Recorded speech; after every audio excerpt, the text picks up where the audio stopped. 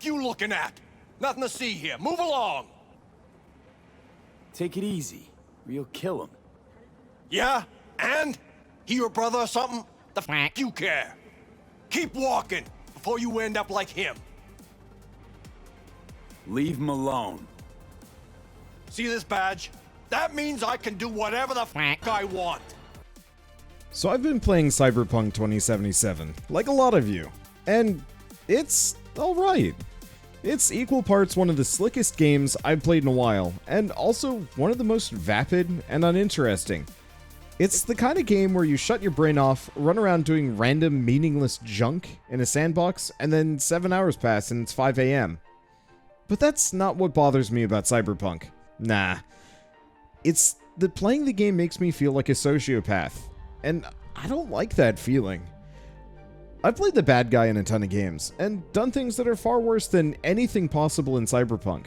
Things that actually had me lying awake in bed at night asking myself if I made the right choice, even though I'm fully aware that it's just a game, and that both the choices I make and the results are a fabrication, nothing more. Easy example would be the final chapter in The Last of Us, which still exemplifies the good of the many versus the needs of the few, and still causes me to sit around wondering if there had been a better way. Even if, clearly, there wasn't one in-game, and with a sequel out, there never will be. But when I play Cyberpunk, I don't feel any of that. Instead, I just feel empty. And it boils down to one specific reason. Nothing matters in Cyberpunk 2077. Sure, there are meaningful choices that you can make in-game, but the actual results that branch off of those choices are few, far between, and do little to change the actual story up until the very end of the game. Everything else is just there for you to do. And it doesn't matter what you do or how you do it. No matter how much of a monster I am in-game, everyone that matters will still love me, and everyone else is barely more than a speed bump between me and wherever I'm going. And I mean that literally. I got to thinking about this a few nights ago after buying a particularly nice car and going on a high-speed journey across Night City. I found myself becoming quickly frustrated as my car could go considerably faster than the speed of traffic, and the cars in front of me just wouldn't get out of my way.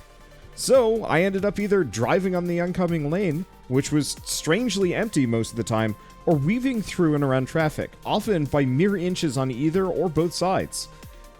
Or I just plow through them because it was still faster than waiting for my chance to get ahead of them. Just to get to my goal a little bit faster. And the thought hit me. I wonder if there's an option to turn the traffic off entirely, because all the cars on the road really only exist to slow me down. And then another thought. That is all that they were designed to do. And that realization irks me to no end. Obviously, in real life, other people in traffic matter, and are actual living people with real dreams, goals, and destinations. But in Cyberpunk, they were designed for two specific reasons: to make the city feel lived in, and to get in my way. Sure, it's immersive, but it's also really annoying when you have an open-world sandbox game as large as Cyberpunk. The longer it takes me to get from point A to point B, the less I actually want to play this game, and the more I want to go play something with more immediate gratification and far less padding. Subsequently, I caught sight of a nearby mugging on my minimap, drove up onto the sidewalk, mowing down countless people before coming to a stop a few feet away from a trio of muggers that had accosted some random, nameless, faceless man in an empty lot nearby. I killed them all, mugging victim included, because I got sloppy with a grenade toss, or because I wasn't really bothering to aim well at 3 AM. Then, after the cops showed up, and I killed them too, I popped open the loot cache reward for stopping the mugging, collected some cash for the bounties, and then drove off. I realized that nothing I had just done was morally justifiable by any measure, and that none of it mattered. I have killed a lot of people in Cyberpunk 2077, and it doesn't matter at all. None of my enemies can recognize me, and have no clue of the fate that awaits them if they cross my path. No civilians know to flee in terror the moment they see me fly by with a gun in hand, and the cops, despite the many times they've been called to put me down, never seem to remember after I've left their line of sight for a short period of time. This admittedly is generally true of most games with combat or open world mechanics, especially open world sandbox games like Cyberpunk, but I feel like this game takes it a step further into that uncanny crossing between realism, immersion, and morality. because none of it matters to V. In most other games, you have some reason to be a terrible person, a hardened killer, or an instrument of vengeance.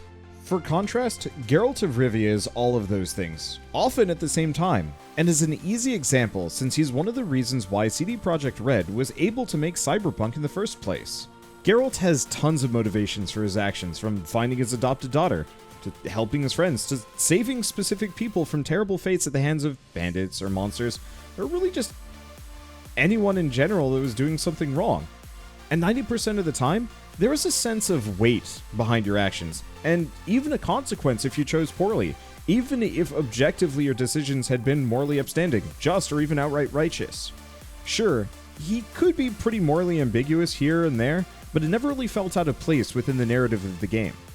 The same can be said for most foes in video games. They're either so meaningless that you just don't think about them, so despicable that you feel absolutely justified in putting them down, or are only humanized after their defeat, so you only feel guilt after the deed is done, or, most commonly, redeemed after their defeat, potentially pulling a heel-face turn straight into being a good guy.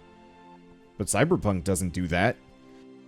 There is no grand motivation for V to become the brutal incarnation of Judge Dredd and the Punisher's twisted love child. No reason for him to slaughter everyone in his way outside of plot missions, save for an ever-present desire to get more money, more EXP, more loot, and more fame. There are a few moments here and there where the gangs are developed further, with details about just how bad they are, but with the backdrop of just how shitty and awful Night City is, it just doesn't feel sufficient to justify this behavior.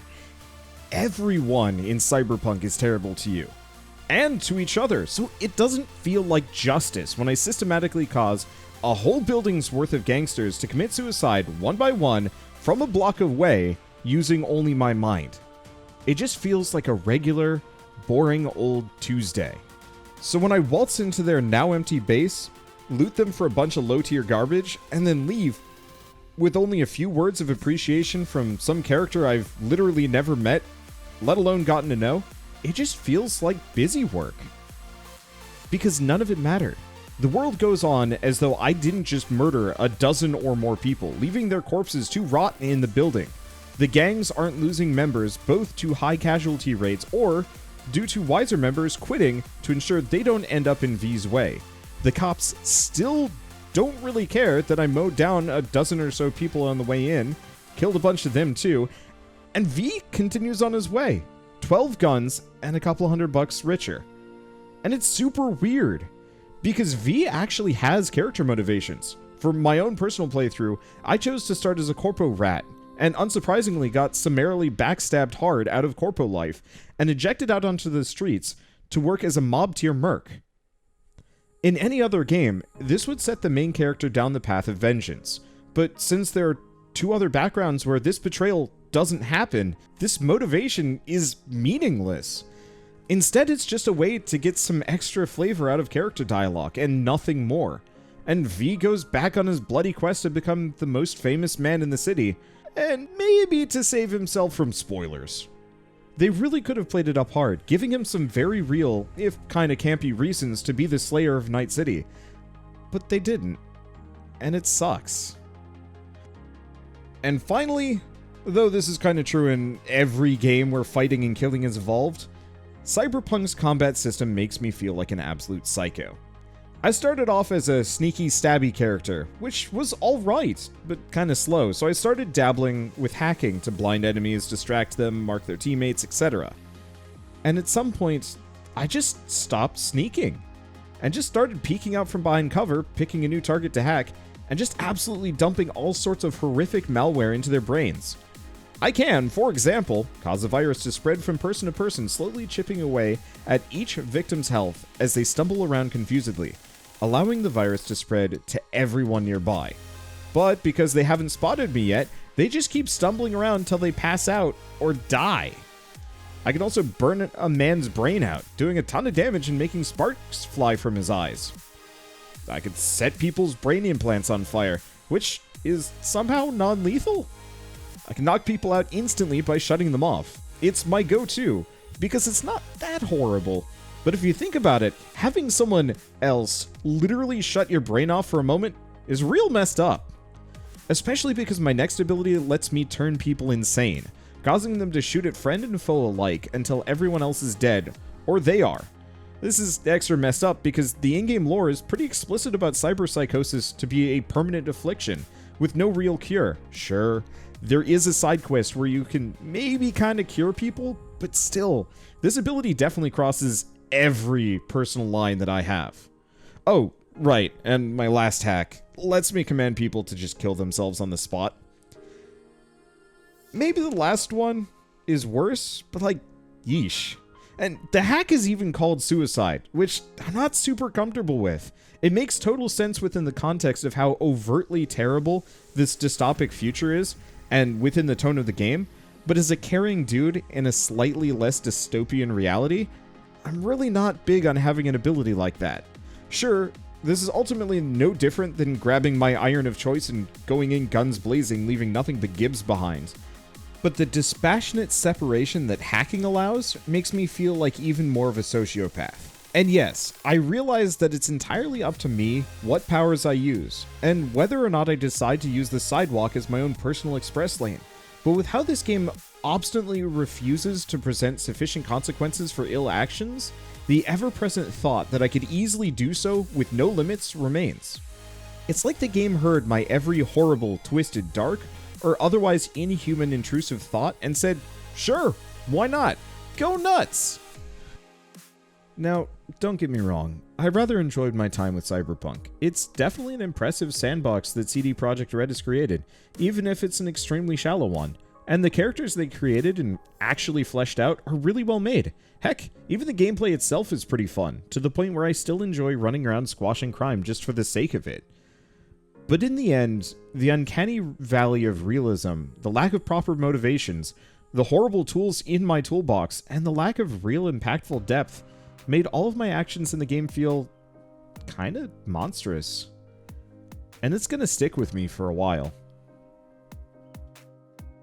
Now, I know I'm inevitably going to get a lot of comments on this video about various things that I brought up or didn't bring up, so let's set up some straw men and argue with them for a little bit with the help of my assistant Shell.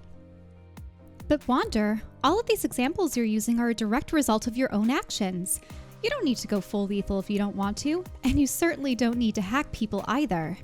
You're completely correct, but at the same time, the game actively encourages players to take a more direct, offensive route, giving you more loot and letting you clear encounters a lot faster than you would non-lethally. The whole game is ultimately centered around violence, and while it's nice to maybe kinda sort of have the option to avoid it, everything always devolves into violence in the end. I tried to be a good dude for the first half of my playthrough, knocking people out, sneaking around, hacking remotely, etc. And because the game was so glitchy, I'd have NPCs spot bodies from across the map, through walls even. It wasn't worth it. And honestly, considering how there are, once again, no consequences for going in guns blazing all the time, I eventually fell into that pattern because that was the only playstyle that was stable enough to be considered playable. Stop whining. It's just a game. It is just a game, but that doesn't absolve it from criticism. And by telling me not to voice my opinions, you're engaging in toxic gatekeeping that helps literally no one. Criticism is necessary, even healthy for games like these, and shutting it down will only lead to further disappointing, overhyped blockbusters in the future. Games and the worlds they create, and the lessons they teach players can be really impactful. Games rarely are just games, and a flawed message like this teaches equally flawed lessons. Okay, so does this mean you hate Cyberpunk 2077? Actually, kinda, yeah. There are some real bright points in Cyberpunk. The fully developed quests and NPCs are really well handled and fun to engage with. The gameplay itself is pretty fun for an hour or two before it becomes just as bland as every other open world shooter, if not more so due to the lack of meaningful variety. But the story is disjointed to say the least. Cyberpunk presents itself more as a series of unconnected side quests that tie together into some greater narrative. But it didn't, because it never actually ties together. Every character you meet never interacts with the others along the way, resulting in a series of short, linear stories that exist almost independently of the others in a way that never creates a cohesive narrative that Cyberpunk badly needs. Heck, in writing this script, I finally decided to go back and look at some of the teasers, promos, and advertising material for this game. And if any of you are angry at my hot take on Cyberpunk 2077, I'd highly encourage you to go and watch all of them again. They're absolutely riddled with promises of things I've spent this whole video being mad about, such as gang wars, gangs getting mad at you, NPCs with lives, etc. They promised us the moon, and gave us a cardboard cutout of it. Sure, it's painted decently well, but I can't build an evil layer on a cardboard cutout, now can I? Maybe in a couple of years, Cyberpunk will be somewhere close to what they promised it could and would be. I'll definitely give them the benefit of the doubt there. I'm legally obligated to, since I'm an ardent fan of No Man's Sky, and that game has come a long way since its disaster of a launch. But for now, it's just okay at best. Sorry guys, I really did want to like it. I really did.